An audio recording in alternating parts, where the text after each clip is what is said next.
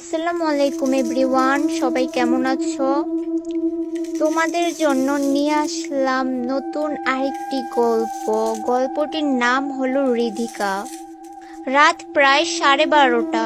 ঝুম বৃষ্টির মাঝে নিস্তব্ধ রাস্তায় ল্যাম্প পোস্টের নিচে বসে কান্না করছি।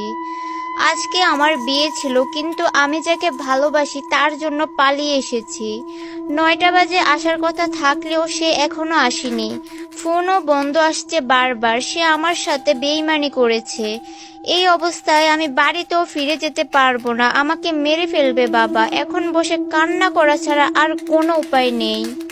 কয়েকটা ছেলে আমার দিকে এগিয়ে এসে জিজ্ঞেস করলো, আপু কোনো সমস্যা? আমরা কি কোনো সাহায্য করব? ছেলেগুলোর মতলব ভালো না দেখে আমি বললাম, না কোনো সমস্যা না, আপনারা জানতো ভাই।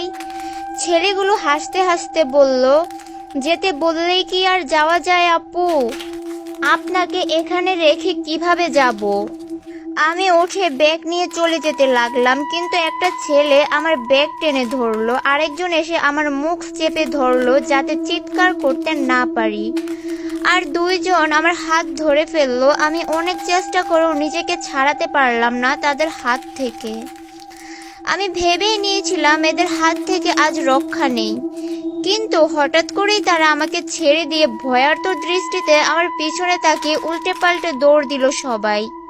আমি কিছুই বুঝতে পারলাম না কি দেখে দৌড় দিল তারা। অশ্রুসিক্ত চোখে ব্যাগ উঠিয়ে পিছনে তাকাতেই দেখি একটা ছেলে দাঁড়িয়ে আছে। রোগা পাতলা গঠনের শরীর। চেহারাটা দেখে মনে হয় রক্তশূন্যতায় ভুগছে। উস্কো খুস্কো